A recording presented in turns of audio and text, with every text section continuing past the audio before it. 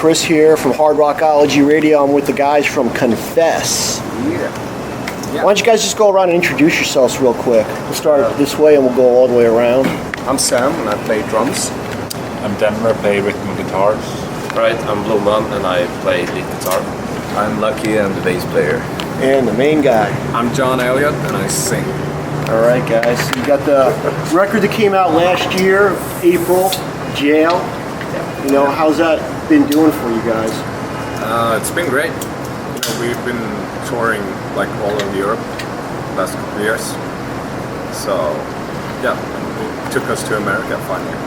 That was over the expectations. Yeah. Really I was going to ask you guys, how did you guys get on that Crew Fest bill? Because you guys just got done finished playing Crew Fest. And you played another show at Skinny's the next night. I know it's not cheap to jump on a plane from Sweden and hop over and play a couple of shows in LA, right? Nope. So, I mean, how did that come about? It was actually the Crew Fest guys who contacted us and found out about us here in LA, and yeah, they just asked us if we wanted to play. So just as simple as that, right? Yeah, and it was like a no-brainer for us, really. Yeah. You know, we always wanted to come here, so yeah, simple as that. A couple of songs you guys got the videos for, Relationship, Scream, Bloodstained Highway. I mean, you guys like making the videos? A lot of fun? Yeah, it was a lot of fun. Yeah.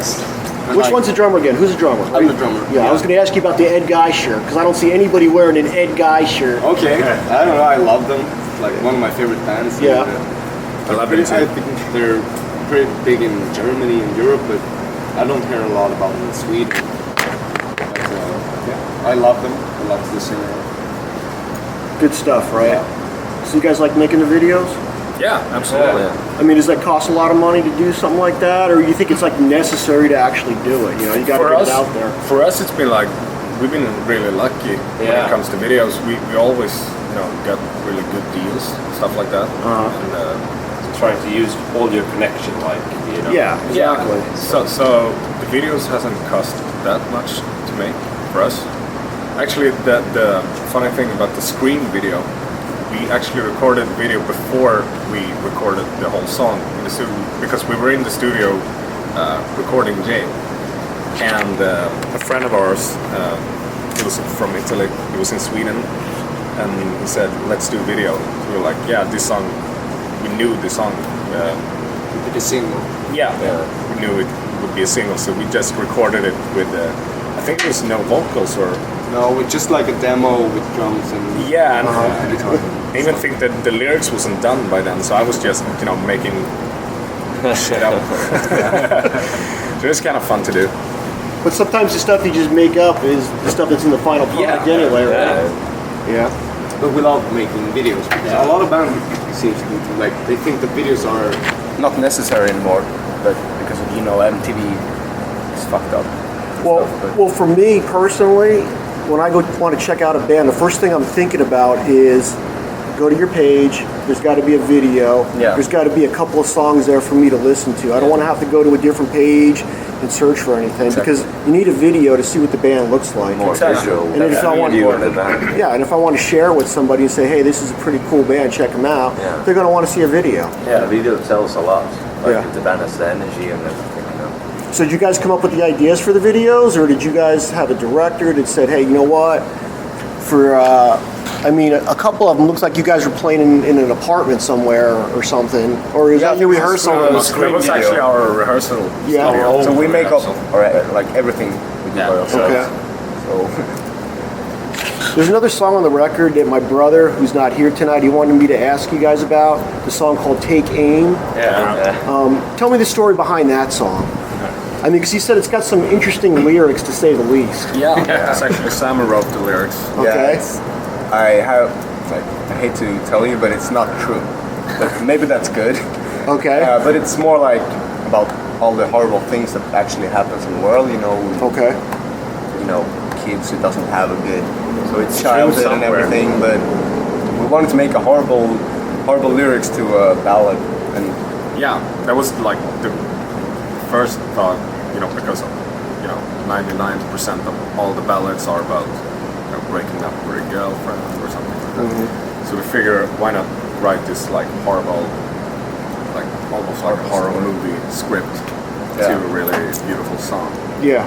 Because he kind of said it was like similar to maybe like LA Guns' Ballad of Jane in a way. Oh yeah. Have you guys heard that song? Yeah. Yeah, he said not that it's exactly the same thing, but you know, it's kind of similar to that, and it kind of breaks up the pace of the album a little bit too, which is what I like about it. I mean, you got to have a song like that here and there on the record. You know. You guys didn't play it the other night, did you? No. we actually we played it live for the first time right before we came to America. We did a show in Italy, and we played it live there for the first time. You guys got some big events coming up next year. Yeah, The festival one I read about. Tell me a little bit about that one and what it's called. Yeah, we're doing one festival in England called Rockmantic. And we're doing another festival in Wales called Hard Rockology. So it's gonna be fun. Hard Rockology actually get a lot of big names on it. It's like Quiet Riot, Yes, Gilbert Clark. I Stuff think like that. what I got here: Quiet Riot, Burning Crows, another great band from the UK. Knockout Kane. Have you heard about them? Yeah, we toured with them. Oh yeah, you did too. Oh, actually, when we interviewed Dean Fox a couple of weeks ago, he mentioned you guys and said you guys are coming over here to the Whiskey.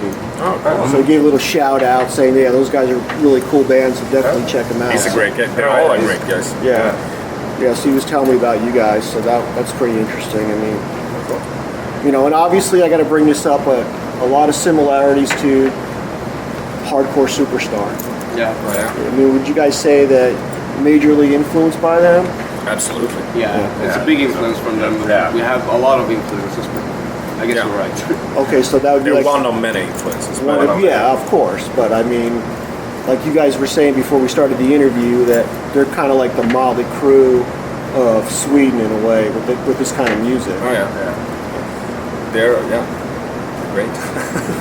Well, it was funny because I saw them a couple of months back at the Whiskey, and then when we saw you guys the other night, I was looking at my brother going, the singer's like the same as Hardcore Superstar. He's almost, I hear that a lot, almost dressed exactly the same. Yeah, I hear that a lot. You know, I was like, hey, he looks exactly like him. The only thing different is they got one more guitar player. Yeah. You guys have one extra guitar player. Yeah. So, a lot of other great bands in Sweden, Crash Diet, Crazy Links. Yeah. You guys heard of Crucified Barber, right? Yeah, We Yeah, used so- to like not share the rehearsal room. They were like next door to next us. door to them, like neighbors. So what's it like in Sweden? It's not that big of a country. Is everything just kind of like in Stockholm? And all the bands are like there? Gothenburg. Yeah. Okay. Basically in 3 cities like Stockholm, Gothenburg, and Malmö. Yeah. Okay. But there's some other cities that has good bands, but I think a lot of bands, when they do get famous, they kind of move to some of the big cities. Okay. So is the scene there like just totally happening right now? I'm imagining it's probably like the 80s were here on the Sunset Strip, or not quite yet. It's kind of good. I think it was even better a couple of years ago. Yeah. Oh, really? Yeah. But it comes and goes in waves all the time. Okay. But it's a lot of bands, especially in Stockholm. There's a lot of underground bands. But is there like another type of music that might be coming in to take it over, or is it just that people have already experienced it and now they want to move on to something else, but it isn't? No, but Nothing's there yet to take its a couple of place? years ago, the whole like hardcore emo thing was huge in Stockholm. But then it suddenly like disappeared, and this kind of sleaze, glam, metal, hard rock, whatever you want to call it, comes and goes in waves all the time. Crash Diet probably like started it up in like early 2000. Six or seven. They were huge back then. Everyone had like big hair and spandex and shit. Yeah, they kind of just fell by the wayside a little bit the last year because of that one guy that was their manager or something. He died or something. He died. Yeah. And you think that kind of like affected them a lot? I mean, I think it did. Yeah, obviously it did. So it just seems like they just kind of like, I don't really see them playing that much. I think, and then now I think they're gonna quit now because the really? singer left the band. Yeah. So, but I don't know. So, 2 guitar players. Yeah. How do you guys decide on the leads? I mean, who plays what, or you guys just say, hey, you know what, I'll play this, you play that, or Yeah, just trade off? comes natural to old leads. So Yeah. like, it kind of comes like I don't really know how we decided. It's like, well, I do it. Blue Man knows 4 chords, and Denver knows 3 chords. Yeah, Okay. so that's kind of. So they're trying to totally outdo each other. So they can make them better. F sharp.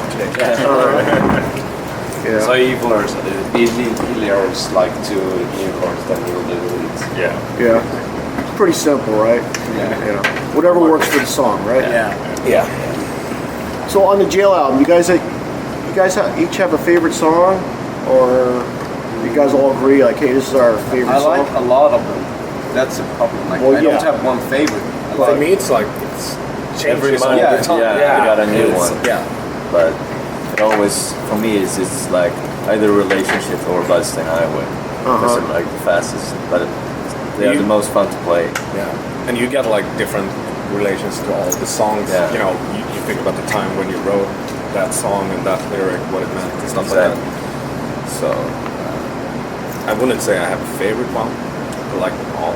I really like Setting Sail. Yeah, Setting Sail. Setting Sails, yeah, that's a Yeah. good song. I like Because that one. the chorus goes to like major and Yeah. it's pretty happy, you know. Yeah. And everything, and we get the Irish Thing Flute going and on. yeah, banjo Irish. and shit. Big banjos and everything. I like Intervention pretty much because we use like this orchestral thing and everything. You know, and stick like. I only listen to that song like once every 3rd month or something, and I was like, yeah, it is good. And then I was like, Well, I mean, does it get tired? Do you get tired of hearing the song when you're recording it, right? Oh, You're yeah. doing it over and over again. Yeah, It's like, Especially, I mean, when we recorded Jail, it took so long. We were in the studio for like 9 months. we I think. wrote half of the songs in the studio. Yeah, and because the producer is our friend, and you know, he really put in his heart to his album. So it took the longest time to do it, so you got really sick of the songs when we were done. Yeah, because I know another band that I go to their studio a lot, and everybody wants to think that, oh wow, it'd be so great to go in the studio and watch these guys make a song or something. It's really not that much fun. No, because it's hard work. it's kind of like, okay, can you play that lead over again? Okay, can you do it over again? Yeah. Can you do it over Yeah. again? Can you do it And over again. again? Then And all of a again. sudden, like, I'll scratch that. Exactly. It's Just just keep that Like out, the first like 4 Yeah. takes, it's like it's really fun, and then it's like, alright, we'll do it again, we'll do it again. Can you just fix that? It's like, yeah. Come You back the day after, Yeah. it's like, I think you can do it better. One Yeah. more time. Yeah. It starts over again. It's like, And all of a sudden you're there the whole day doing the same thing, right? You know. So how do you guys like write the songs? I mean, do you guys all come together and do it, or do you just write the lyrics? it's John? really different. Yeah, it's, you know, depending on the song. Sam writes a lot of songs. It's usually me and Elliot that writes a song like The base of the foundation. songs. Okay. But then we take it to the rehearsal room and then we just make it. Then these guys chime in and say, okay, Yeah. we can do something with this, do something with that. And it's you know, we when we write the lyrics, it's, you know, I can start off a lyric, a couple of lines, and then I get stuck, and then I send it to him or him. Sam or lucky. Forgot there was no video here, so I just pointed out. It is. it is. You know, Is that a video camera? Yeah, but I don't know if we're on the screen. yeah, but you know, we send it back and forth, and so it's really like a band effort. Let's go around the table, guys, real quick. I mean, what was like one of the first musicians or bands that got you interested in playing music? Probably Iron Maiden for me. And I don't know. I'm gonna leave out the bands that are pretty. No, just be honest and say, Yeah, but hey, you know I what? used to like Nirvana and stuff. Okay. And, you know, I actually like Kurt Cobain's. Like he's so into his songs. And Yeah. Yeah, mainly Iron Maiden actually. Okay. And Ozzy Osbourne is a big. Particular Iron Maiden album, maybe? Seven Son of Seven Son was the first album I got, and I still love it. Okay.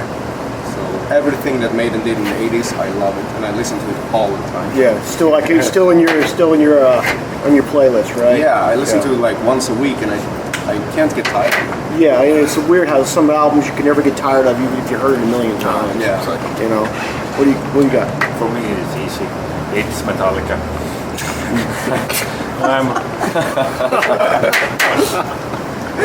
So why are you guys laughing when he says Metallica? Metallica. The way he says it, right? No, it's actually super easy. I like got stuck with them when I started listening to their live albums they released. So it's like got completely stuck, and I listen to it still all the time.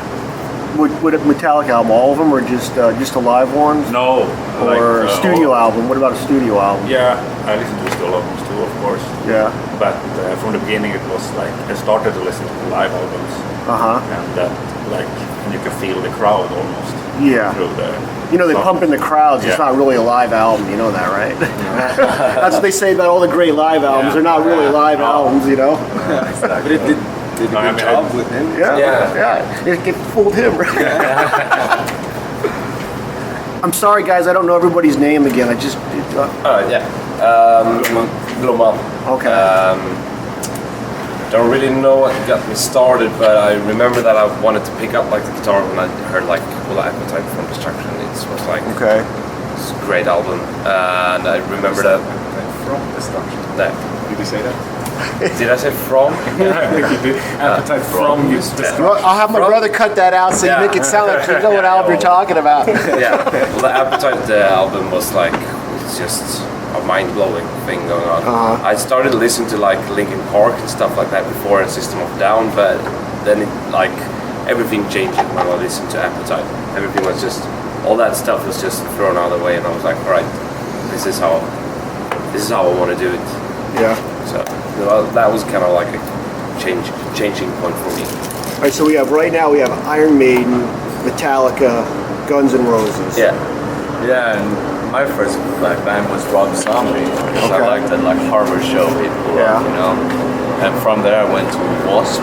It's my favorite band. You said Wasp? Yeah, Wasp. Blackie Lawless? Yeah, I love that guy, you know. And especially like Chris Holmes. Like the two first albums are great. I love them. Yeah. From there it went to like Public Crew and stuff. And then Arca Superstar and all the music I listen to now. So. Don't forget your black metal era. Yeah, black metal period in my life as well. And I just quit to listen to everything and just went into this dark moment of my life, you know. But would you would still go back and listen to some of it, right? yeah, I do. Yeah, because sometimes. once you listen to something for a period of time, you're always going to go back and listen to it, whether it's not Actually, it's cool like- to like it or. During the summer, I'll listen to like Guns N' Roses and stuff, but during the winter it becomes more metal and stuff. You know? 'Cause it's so dark in Sweden.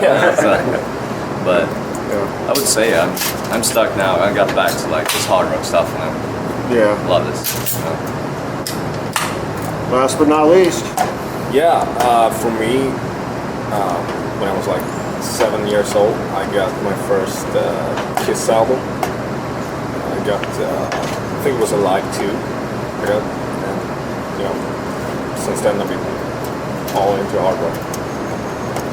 So definitely Kiss for me. Kiss Alive 2, right? Not the first one. No, Alive 2. Okay. Neither one of them are live albums, but it doesn't I matter. know. I saw the documentary and I got fucking pissed when I saw the documentary. But you know what? I think it's best that people don't know. You know, nowadays it's like everybody knows so much about all these bands that it's kind of cool in a way to keep things like out of the public eye a little bit. I mean, now you got Facebook. Everybody sees what everybody's doing every single day.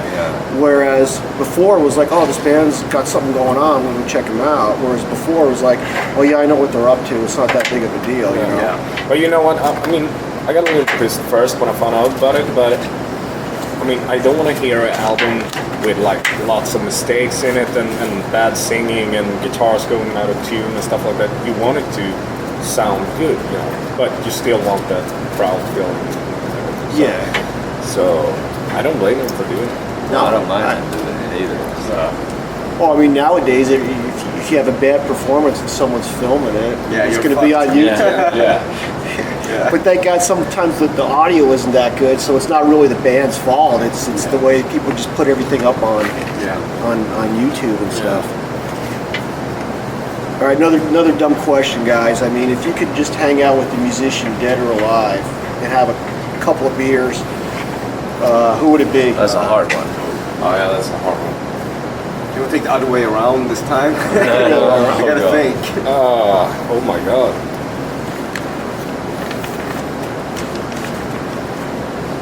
Keith Moon. I would have a couple of beers with Keith Moon. That would be killer. That would be definitely. He wouldn't drink the beer though. He would take the elephant Oh yeah, like pills. tranquilizers. Yeah. Tranquilizers. Yeah, but definitely Keith Moon. Well, G.G. Allen would be. Yeah, fuck yeah. That would be fun. Okay, that's all right. That's fun. Oh, I have no idea. So I guess you're drinking by You can't yourself. say Slash. Yeah, no, I can't say that. You say. I said you can't say Slash. Oh, I can't because say. you won't. I know that he doesn't. You're allowed. He's like the biggest Slash fan. Is he? I'm a huge Slash fan. I'm gonna say Slash. I know he doesn't drink anymore or anything, but Well, no, we're gonna take you back to a time where, well, maybe it's better that he doesn't drink now, so you can have a good conversation. oh yeah, with him, you know? that's true. Back in the day, it was like, I don't know if it would be getting good. So good conversation would be nice. I don't know, Keith Moon, though, I don't care. You have to have them the way, Yeah. you have to have them all out of Yeah. control and stuff. You know, driving cars into the pool. I have to say Kirk Hammett. Because he's like, seems so kind. So what would you ask him? You're a guitar player. What would you ask Kirk Hammett? I mean, what would you ask him? You're sitting there having a beer. You're going to say, okay, hey, you know what were you thinking on that song? Why did you guys do that song? Or that's the greatest song I ever heard. How did you come up with that? Or, I mean, what do musicians really talk to other musicians about? I don't know. Not music. No, we're actually I- not talking music. We're just talking about life. Yeah. Yeah, The thing is, like when we speak to like fans, we speak about music and stuff. But But when we meet other bands, we speak about everyday things. You know. Yeah, exactly, So that's a yeah. different. Like that crazy stuff happened to me yesterday. Yeah. That kind of It's a lot of like tour stories. Yeah. Tour stories. You know. Well, I'm going to get to that question too in a couple of minutes. Yeah, okay. Oh my god. I got a good story for you. Yeah. No, I know that story. What we got here? I don't know, but probably. Everybody else is drinking with their buds, Yeah. man. I like to drink with everybody, but I guess probably the Maiden guys because Steve Harris, Bruce yeah, Dickinson. like they seem really cool and down to earth and You stuff. seem so- really bored, right? No, I think they're like me. Like after a show, you take a couple of beers and go to bed. Yeah, right. Talk with Bruce Dickinson. That's Say, hey, let's go on the plane, fly up in the plane. Yeah, let's take a or maybe Randy Rhoads. Oh, Red Yeah. Cross, that would be cool. Yeah. Like, I wish he didn't die. No, yeah, no, he was fucking awesome. yeah, exactly. I mean, anybody who dies young, you're always gonna wonder what He could was have like, been, you know? yeah, it was like the biggest guitar, like Yeah, best he's- guitarist, and he. Freaking good guitar player. Yeah. So yeah, maybe Randy Rhoads probably. So what do you guys think of LA so far? This is actually the best city I ever been to. Yeah. You know, if it wasn't for like family and stuff back home, I wouldn't mind like moving here. So would that be an option for you guys to like move out of Sweden sometime, or you think you're just gonna stay where you're at right now? No, we're probably gonna move. We got I think opportunity, we everybody's would like- move here probably, but we would miss our families and friends. Yeah. Well, what about the UK? UK's got a great music scene going on. It's an island. It's not as big. The US Actually, I is think huge. Sweden got a better music scene Yeah. going on. I wouldn't really want to move to the UK. It rains all the I time. can stay in Yeah, Sweden. even more than I mean, Sweden. Los Angeles especially. I can leave Sweden for that. Yeah. Well, it's just the weather here, but it's a big country. Like we said earlier, it's expensive. Yeah, but you know, this is the first time ever for all of us in America. You know, we've never been there, so and we were so surprised that people are you know really kind here and they're polite and it doesn't Everybody's really talking to happen. everybody. Yeah, and in Sweden people are more like They're really stiff, introvert you know, and Yeah, to keep him to himself. all the It's time. like people talking to you on the streets. You know, we were out doing a photo shoot today, and they stopped a lot of cars around us, taking a picture and wanted to talk to us and stuff like that. Would never happen in Sweden. People would probably get pissed off because we wear eyeliner and big hair and stuff like that. So. Well, it's like everybody always perceives that you guys are up to no good because you got long hair or something. Yeah. But I mean, Cut it what? off and get a job, right? Yeah. I mean, but to me, it's like making music. People don't realize how much it takes to come up with a song.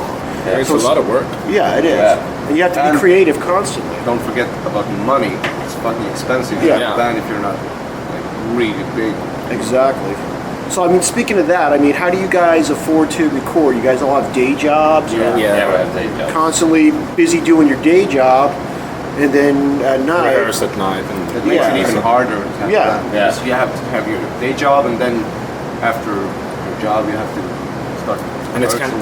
kind of hard to find a job that you actually can take a lot of time off because we're on tour and stuff like that. So you need to have like a really good boss and good relationship there. Yeah. But we all work, you know, to support the band, you know. Yeah. I want to go back to the Jail album real quick. I mean, whose Yeah. idea was it for the album cover? I think it was my idea. Yeah, it was. I don't think I've ever seen a band in a lineup like that before. I mean, it's like you would think you would see something like that, but I can't think of anything off the top of my head where I saw I think Bullet, no, Airborne got a similar almost one. like that. And we found out about it afterwards, right? Yeah, I was when we taking were the actually in the photos. photo studio taking the shots. And you the said, guy "Oh, was say like, someone yeah, goes-" it's like Airborne. And you're like, no way. Well, didn't Airborne just put out their record with the big black dog on the cover? Yeah, I remember Yeah. this was the first album. Yeah. They had that jail. And the other one, they're running out of like some kind of Prison. castle or prison. it's a prison, yeah. So what was the one with the lineup then? It's similar to yours. I don't know if there's like. I don't think there No, is. it's like the one where they're like in prison, like behind bars with the like mugshot pictures. Okay, but so that's inside the first album though, I think. Oh yeah, it has to be. I don't think it's not an album cover though, right? Oh, maybe not. No, I don't think it's an album cover. So that guy misled you. So what you guys did was fine. Yeah. It's like perfect. It says Yeah. jail. Yeah, It's real simple. Yeah. We wanted to do, you know, a badass cover with ourselves on it. Have you seen the booklet? I haven't seen the book. I only Because got the we digital mugshots. down. We got mugshots of every So if you got a CD or booklet here, I'd be like, yeah, check it I'll out. get you a CD after. Another song on that record, you guys did a cover, a Tina Turner song. Yeah. You did it to close out the show the other night. It was a great cover. Yeah. You know, that's what I like about hard rock bands is they don't cover another hard rock song. It's like We it wouldn't hate make that. it wouldn't Yeah. make sense. Yeah, You because can't make it better than it already is. exactly. you know, And I so. think, you know, a lot of people that aren't into music, they would probably expect us to do, you know, Kickstart My Heart or something like that.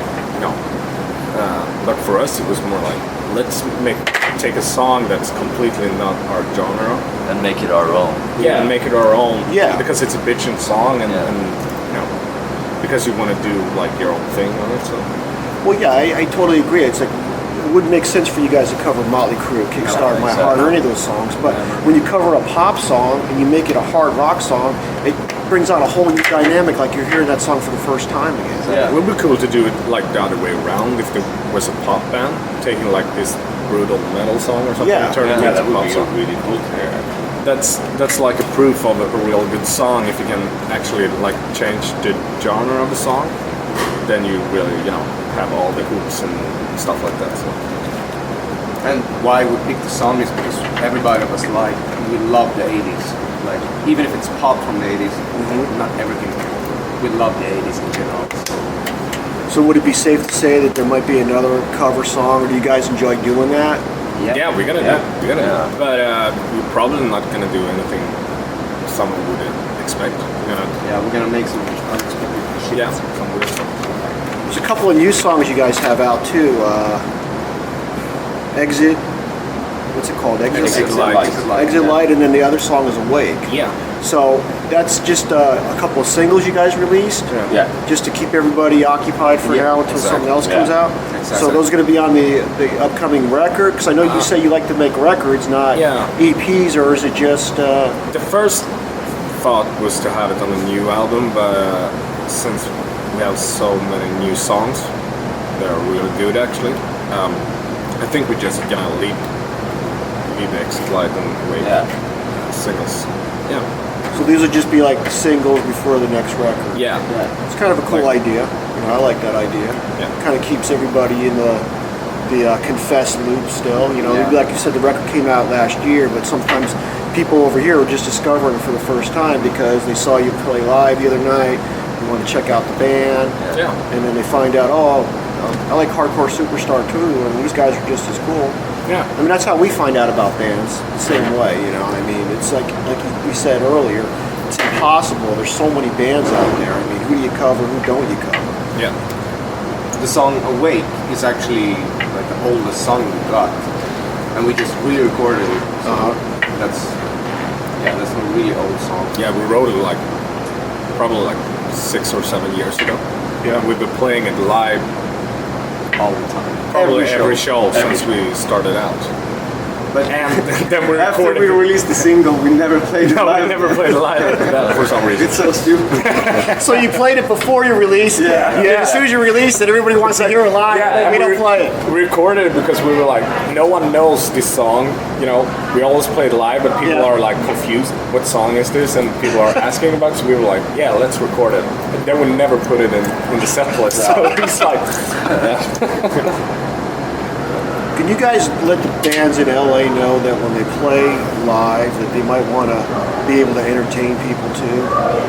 Yeah. I mean, I hate to sit there and dig on any particular band because I'm not going to do that right now. But I think the problem nowadays with a lot of bands is they think that just playing live is good enough without having a show too. no, that's wrong. The show was And the most the show was important Yeah. one thing, you know. It's like the main reason why we go on tour, you know, so they can get that like whole hard rock experience from You have the to 80s, you have to be able to engage the crowd. Yeah. And a lot of times, like we go to a lot of shows, my brother and I, and sometimes there's a disconnect between the band playing and the audience. Not that maybe the songs aren't great, well that could be it too, but if the songs are good and they're not into the crowd or engaging them, it doesn't work. I mean, you guys don't obviously have that problem. But we interact a because lot, we you know, rehearse running a lot. around. yeah, but I think, like I was going to say, do you think it comes down to just rehearsing a lot, or do you guys say to somebody else in the band, going, "You're not wearing that on stage tonight," or "What are you doing?" or Yeah, "What are you we're doing?" really like really harsh on critical ourselves. to Are you? But I gotta say that we always been like taking like our live stuff really serious. Yeah. You know, we want ever since we started out, we always wanted to put on a great show. You know, because I hate going to see a band and they're like standing there looking bored, like regular clothes and everything. Yeah, exactly. That's what I'm getting at. It's like you just got off work and you're wearing your regular clothes to go play guitar on And stage. you gotta remember, people are actually buying a ticket to see you, and Exactly. you know. So actually, except for the 3 last shows we played, every other show we actually told each other like, that was good, but we can make it better next time. Yeah. So we always push ourselves to get even better live, except for the last shows because we were like, this was good. Yeah, it was really Let's great. just have a drink. Yeah. Well, were you guys happy with how the show went on Saturday night at Crew Fest? Yeah, it was fucking awesome. Yeah. Except my microphone went out. Yeah, I got think it so went out on pissed. one. Yeah. I think on one song, yeah, it did. Just for a little bit, but they fixed it right away though. Yeah, he gave me another mic with like the batteries went out. Yeah. On that one, so I got even madder. Yeah, but I mean, the live stuff is like, that's why we do it. We love playing live, love to tour, love to meet fans, talk to fans, you know. And it comes kind of natural to us to just do a good live thing, because that's like when we're playing live, it's just all the adrenaline and everything, and you just want to run around, do crazy stuff. I love interacting with the crowd, you know. Yeah. We're running out in the crowd, like they can play on our instruments while we're out there, you know. It's the best for us, you know. Well, did you guys have to, like, when you first started playing guitar and stuff, I mean, was it natural to just be like totally into being on stage, or did you have to work on that? Did you have stage fright or anything like that? Nope. Kind of your first gig, or was it just like, no big deal, this is it, this is what I'm doing it for? For me, it was like a little bit of stage fright because Yeah. I'm the newest member of the band, and they have Yeah. like played a lot. So, Uh-huh. and I was actually a fan of the band when I joined them. So the first show I was really nervous. Yeah, he you know, came but- to all our shows. Yeah. So for me, it was like a really big His thing. first show was actually, it was like in a couple of hours notice. Our old manager, he was like calling me, he was like, do you guys want to play tonight in Stockholm? I was like, yeah, sure. Like 3 hours later, the show went on, and I called him like, yeah, dude, you gotta play tonight. Yeah, we've been get rehearsing into like town 3 times. now. It's like, yeah. So I was you're all pretty nervous. afraid that night, but after that, Or they all looking at you like, oh, don't be messing up. You better not be messing up. But for me, I'm getting like stage fright every time. Just before I go on stage, I get like really nervous. You know, almost I want to like shit my pants. I get like starting to shake and stuff like that. Actually, And as soon as the intro goes on, you know, I explode, you know, and I kind of like black out. You know, I go into my own world, so it disappears. As soon as the intro goes, all the adrenaline just kicks in. It's weird that I interviewed a lot of bands, and a lot of them don't really talk about, you know, what do you guys do before a show? I mean, what's it like on stage? What are you getting? What's your point of view? Because I mean, I'm watching bands, so, and you guys watch bands too, so you know what that point of view is. But for someone like me who doesn't play a guitar or instrument or anything, I'm just on the other side. You guys you got both ends. Yeah. You were a fan of the band, and now you're in the band. So I mean, what's the difference? What's a different feeling? I mean, I don't know. I mean, these guys has been my friends all the time, you know, so it felt kind of natural to join them, you know, but I know we are friends on the stage, we're friends off stage, and we just, I don't know actually what I'd say. But is it like you're, like when you watch a band play, I mean, you're on stage and the crowd might not be that big and you got to psych yourself up to get into it, or is you're staring at one particular person and they're just not... If there's one person like in front of the stage, I will give that one person a hell of a show, you know. Yeah. But I'm just saying in general, I mean, when you're on stage playing, I mean, do you look out at the crowd and go, wow, check out this guy, check out that guy, or whatever? Or is it just like, we're just playing our songs and the crowd's liking it, so we just, you know, move on? No, we're always doing our thing, you know. We try to deliver as much as possible every show. Because we love to play live. So. Yeah. But of course, it comes naturally. I'm always trying to pump up the audience and get them going. You know, that's like my main focus. You know. Well, yeah, give them a show. Yeah, because with me personally, the first two songs are the key songs for any live show. Yeah. Either the singer's going to be into it, the band's going to be into it, they're going to look cool. You know what I'm saying? That's what I want to see. I don't want to see someone dressed like me playing guitar on stage. And it's fun for people, you know, to go. At least I do. I think so. When the singer kind of like gives the audience a chance to sing along and jump and scream and shit like that. You know, everyone gets so excited and so happy. This is a real important question, guys. The name of the band, where'd that come from? Whose idea was that? I mean, it's catchy, it's simple. I don't have to think too hard about what you guys are called. It's Confess. I want to say it was me, but it's not. Actually, we had an old guitar player years ago that actually came up with Confess. I wanted the band to be. I think I wanted to call us Riot at some point. Riot? Riot. Well, there was a Riot band in New York back in the late 70s. There was a white power band in Sweden called Riot, so we were like, okay, we can't be Riot. I'm glad we are not Riot. But it was an old guitar player from the early days. Didn't you want to call the band Confess Yeah? Yeah, confess. Yeah. I don't think that would work. Confess, that would have been like what the fuck? Yeah. Maybe that's a good thing.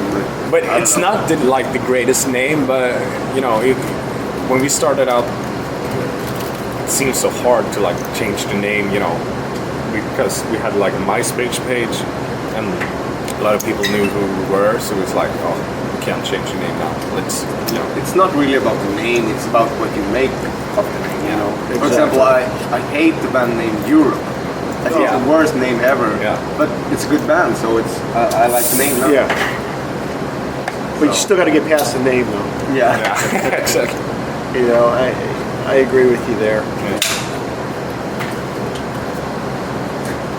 This is a pretty basic question, though, but I think I'm going to get the answers. It's all the same. I ask each of you guys, Motley Crue or Guns N' Roses, if you had to pick one band over the other and the other one never existed, which one would it be? Guns N' Roses. So you would keep Guns N' Roses and get rid of Motley Crue? Yeah. Everything. Not Not the new Guns N' Roses. No. You know. Yeah, Appetite and Use Your Illusion. Yeah. Okay. Absolutely. Awesome. I mean, I love Motley Crue too, but I mean, there's Guns N' Roses in like 1988 was probably the best band ever. Yeah. Yeah. When they played it, like I always watched like the Ritz, you know, the live concert from Ritz.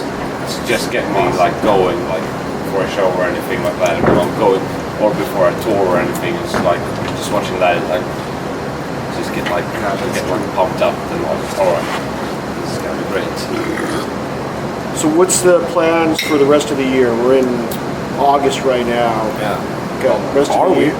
It's already No, August. it's July. It's still July, but it's gonna be We August. can't say it's August. All right.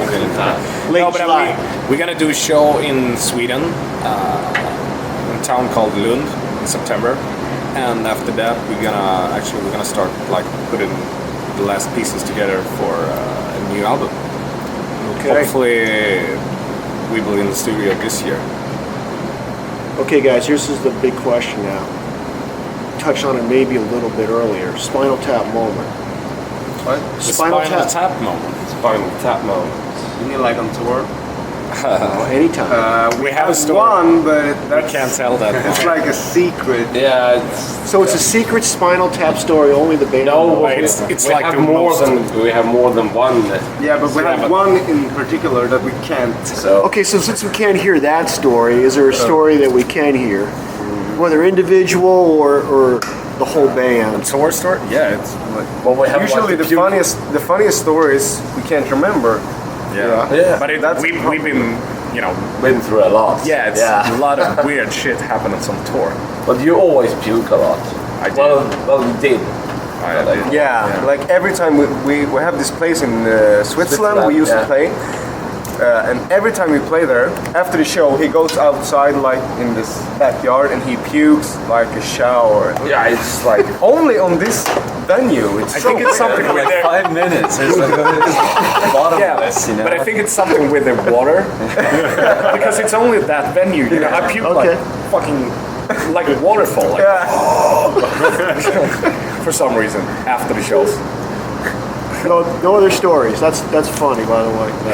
So every time you go to that venue, you know you're gonna throw up after. Yeah, so I try to like don't eat Yeah, it too was- much before the show. And that same venue, we had this crazy fucking gig at that place. It's called like Bruch Brothers. Yeah. And it was fucking crazy because we were like, this is the smallest place we ever played at. Let's just give them hell.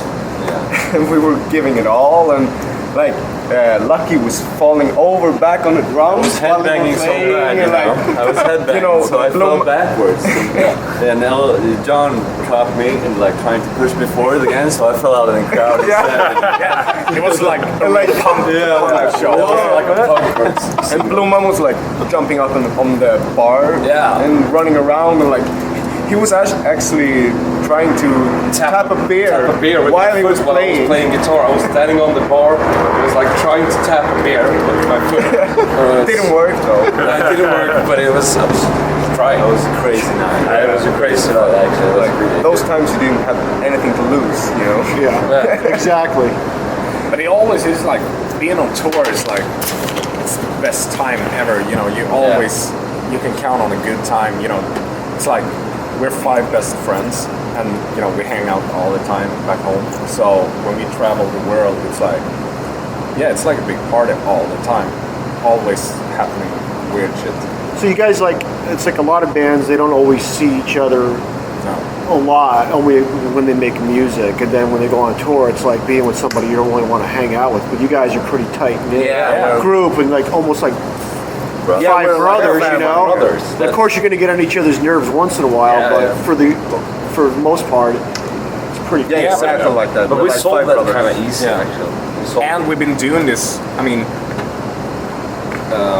I was like 17 when I started this band, and we've been doing this ever since. You know, so we kind of like grew up with each other. You know, writing music at the same time. You know, become better at all the instruments and better songwriters and better live performances, and so we've done like everything together. Yeah. So Like, we're exactly like brothers because we've seen everything, we've been through everything together Yeah. and stuff.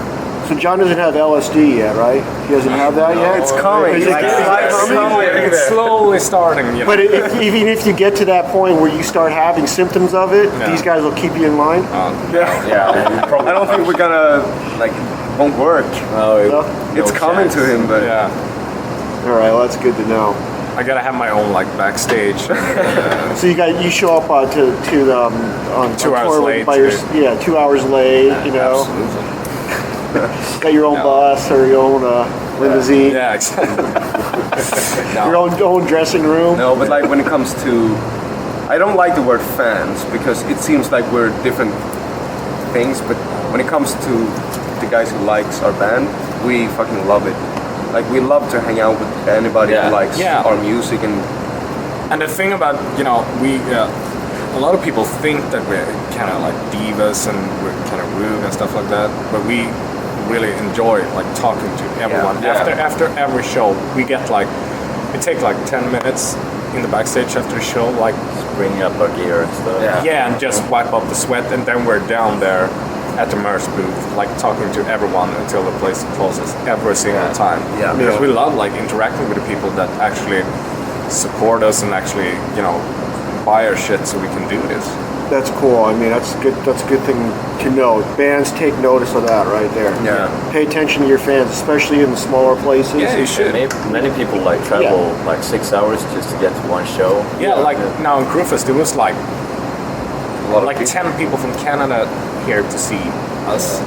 You know, it would be fucking rude if I would flip them off and not talk to them. Yeah, exactly. Yeah, there was a couple of guys from Australia as well. Yeah.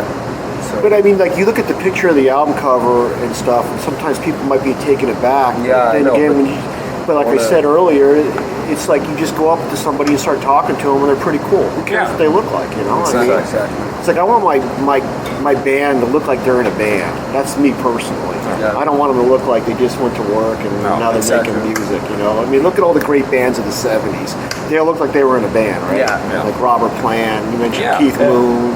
They're kind of like larger than Exactly. life feeling of it. And you kind of have to be because you're performing too, Yeah. and you're entertaining. Yeah. You're entertaining. That's why I had like kind of trouble with the grunge scene, you know, a little bit, because they were like trying to like take it down a notch, and you know, we're like, I'm not saying that we are better than anyone else, but on stage you should act like you're better than everyone else, you know, to give performance.